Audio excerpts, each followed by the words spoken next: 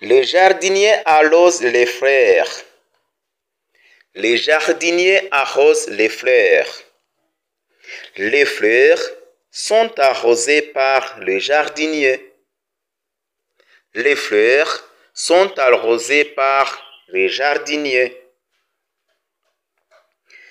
Le jardinier arrose les fleurs. Le jardinier arrosait les fleurs.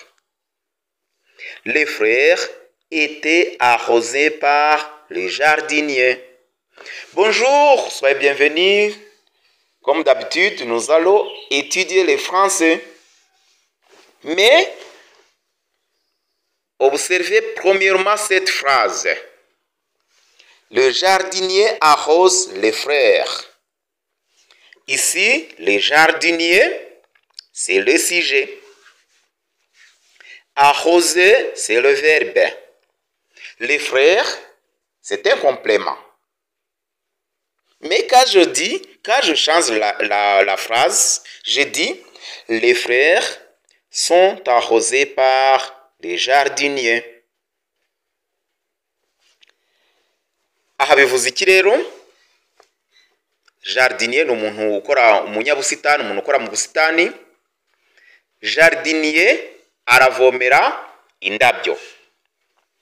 Jardinier arimo aruhira indabyo. Iyo tubihinduye tukavuga les frères sont arrosés par les jardiniers. Ni ukuvuga ngo iki? Indabyo zavomewe na jardinier. Hano mbere habanzaga ko umujardinier arimo aravomera indabyo. Ariko hano tugasubira tukavuga tuti indabyo ziriho ziravomerwa n'umujardinier. Iyo tubikurikiye neza turabona ko le verbe arroser iri conjugué cyangwa se itondaguye muri présent. Twajya hano hasi tugasanga hagiyeho auxiliaire être, habanje complément mbere na mbere niyo yabanje, hajyaho auxiliaire être, hajyaho na participe passé ya verbe arroser. Jardinier mbere yari sujet, none hano murabona ko yaje inyuma. Bisobanuye iki rero? Ibi nibyo bita voix active et voix passive. Mu gifaransa habaho uburyo bubiri intero zose, habaho voix active, hakabaho na voix active. Ibi rero nibyo tugiye kurebera hamwe uyu munsi, niryo somo tugiye kwiga, ari byo bita mu cyongereza passive voice and active voice. Passive voice and active voice. La voix passive et la voix active. Mu by'ukuri nta rindi banga ni ukumenya ko ufata inshinga igihe yari itondaguyemo, akaba ari cyo gihe utondaguramo auxiliaire muri voix passive. Muri voix passive igihe cyose auxiliaire iba verbe être. Nta rindi hame, ni auxiliaire être utondagura mu gihe gisanzwe inshinga yari itondaguyemo muri voix passive. Ntabwo ari byo gusa rero. Tukibuka ko avec les verbes qui se conjuguent avec l'auxiliaire être, ça prend l'accord. Zose zijyaho akoro, yaba mu buke, yaba muri féminin, yaba muri pluriel, ugaragaza yuko izo nshinga wakoze accord. Ubwo rero utangirira kuri icyari complément, nicyo utangiriraho, noneho icyari sujet akaba ari cyo urangirizaho. Muri voix active, sujet niyo ikorerwaho action. Ariko muri voix passive bihinduka ikinyuranyo. Aha rero kugira ngo tuhumve neza, reka dukore iyindi myitozo. Uko tugenda dukora imyitozo, tugenda dusobanura uburyo twagiye tubikora, natwe turaza kugera, namwe muraza kugera aho mubasha kubyikoresha. Le jardinier arrosait les fleurs. Murabona ko iyi nshinga arroser ni ukuvomera, itondaguye muri imparfait. Itondaguye muri imparfait mbibutsa ko mu mavideo twashyizeho murebe ukuntu batondagura imparfait, muze kuyiyibutsa nubwo igihe cyose nzakomeza mbafasha, ariko mujye ahantu twatondaguye inshinga muri imparfait mu bihe byose, kuko kugira ngo ushyire muri voix passive rwose biragusaba kumenya itondagura nshinga kandi ukazisobanukirwa neza. Hano les jardiniers arrosaient les fleurs. Umujardinier yavomeraga indabyo. Nitujya gushyira muri voix passive tuzahera kuri les fleurs, arroser itondaguye muri imparfait. Ubwo ahangaha muri arroser verbe iri auxiliaire tugiye kwitondagura muri imparfait. Niturangiza twongereho participe passé du verbe arroser.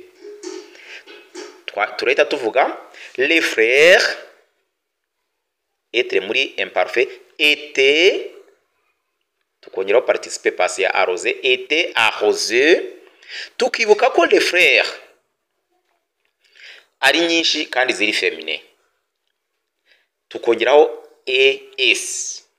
Les fleurs étaient arrosés par les jardiniers. Aha muhitondere neza rwose, muri bubyumve kandi biroroshye.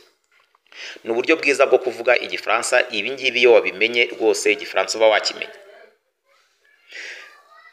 Notre exercice, les jardiniers arrosèrent les fleurs. Les jardiniers arrosèrent les frères. Arrosera, c'est futur simple. Arroser itondagwe muri futur simple. Ubwo hano niho turatondagura muri futur simple l'auxiliaire être. Tuvuge ngo twibuke guhera kuri complément hano inyuma. Les frères sera arrosé par le jardinier. Les frères seront, kubera ko ari frère nyinshi, seront arrosés par les jardiniers. Tugashyiraho akoro kuri arrosé kuko ni indabyo nyinshi kandi ijambo frère c'est féminin. Les frères seront arrosés par le jardinier. Le jardinier a arrosé les fleurs. Le jardinier a arrosé les fleurs. A arrosé, c'est passé composé. Tondagwe muri passé composé. Ubu niba bitondagwe muri passé composé, immédiatement niho tugiye gutondagura auxiliaire être. Tuvuge ngo les frères ont été arrosés par le jardinier. Les fleurs ont été arrosés par les jardiniers. Très bien. Et notre exercice. Les jardiniers avaient arrosé les fleurs. Murabona? Arrosé itondaguye muri presque imparfait. Niba itondaguye muri presque imparfait niho tugiye gutondagura l'auxiliaire, le verbe être. Les frères avaient été arrosés par le jardinier.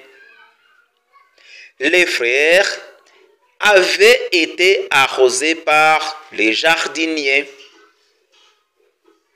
Ngira ngo murabibona ko byoroshye. Ibanga nuko igihe inshinga itondaguyemo nicyo gihe utondaguramo auxiliaire muri voix passive.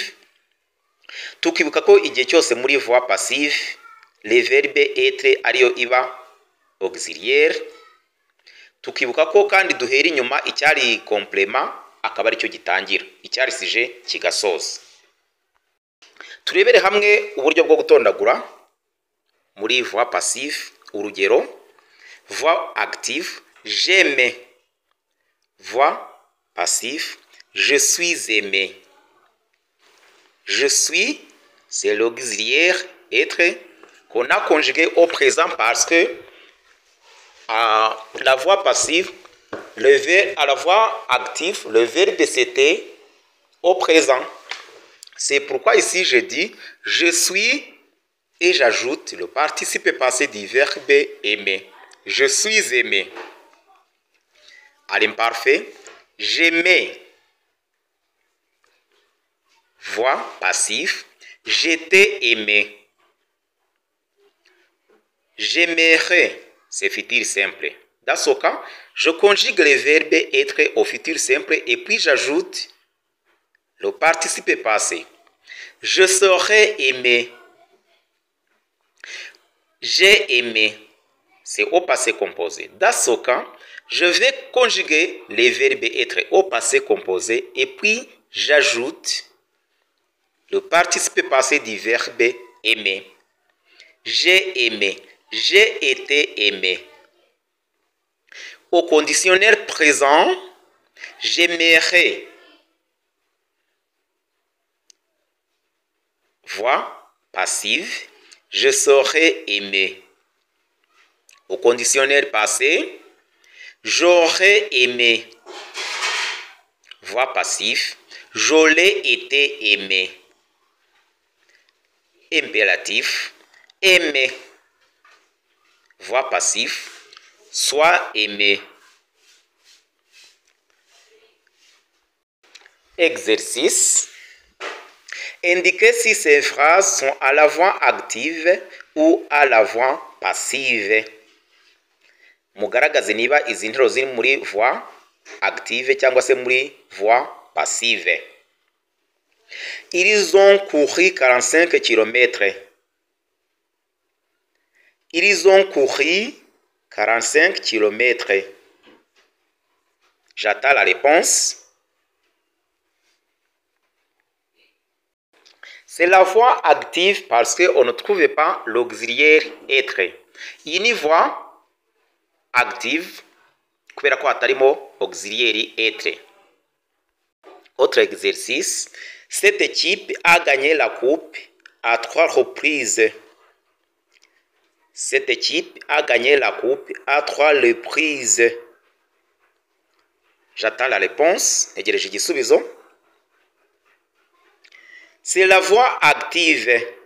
Ni voix active. Murabona ko c'est le verbe gagner qui est conjugué au passé composé. Ntabwo bigeze bashyiramo auxiliaire être.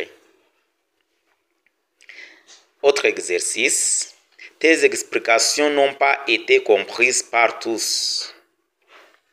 Tes explications n'ont pas été comprises par tous.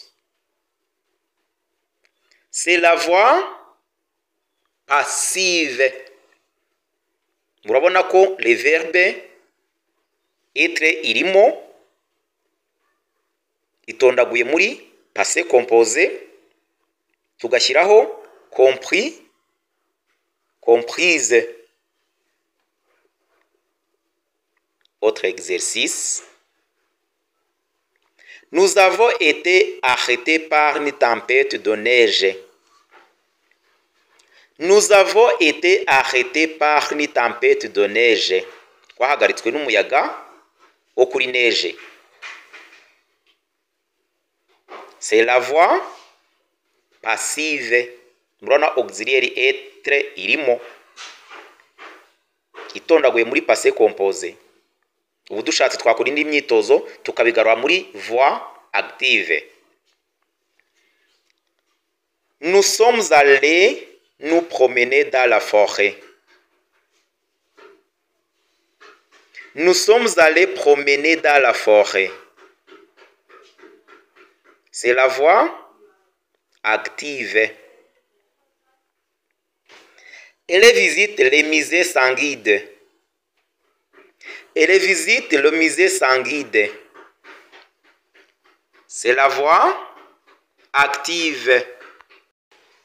Un cri est poussé par la foule. Un cri est poussé par la foule. C'est la voix passive. Vous voyez l'auxiliaire être et on ajoute le participe passé du verbe pousser. Un enfant caresse ce chien. Un enfant caresse ce chien. C'est la voix active. Les vendeurs distribuèrent des prospectus.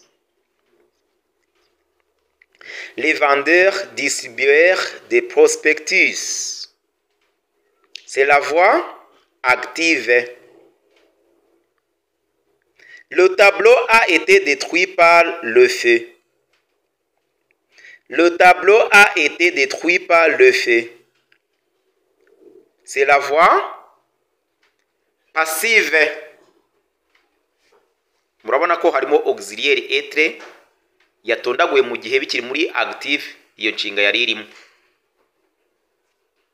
Mu by'ukuri kugira ngo umenye gushyira muri voix active na voix passive ni uburyo bwiza bwo gusubiramo itondagura nshinga ukaryiga neza, bityo bikagufasha kumenya kuza guhinduranya igihe cy'itondagura nshinga, bikagufasha gukora izi nteruro neza. Ibi wabimenye rwose, igifaransa nta kintu na kimwe uba ubura, cyose aho wajya ukakivuga igifaransa biba bigaragaza ko wagisobanukiwe, wamenye gukora interuro ugahindura uburyo bwo guhindura imvugo. Dukomerezeho dusubire inyuma mu byo twize, aho mudasobanukirwa mu mpamagare munyandikire kuri iyi telefone ya WhatsApp mumbaze. Voix passive, voix active, nta kintu waba usize inyuma uramutse wabimenye. Merci de nous avoir suivis. N'oubliez pas de faire subscribe.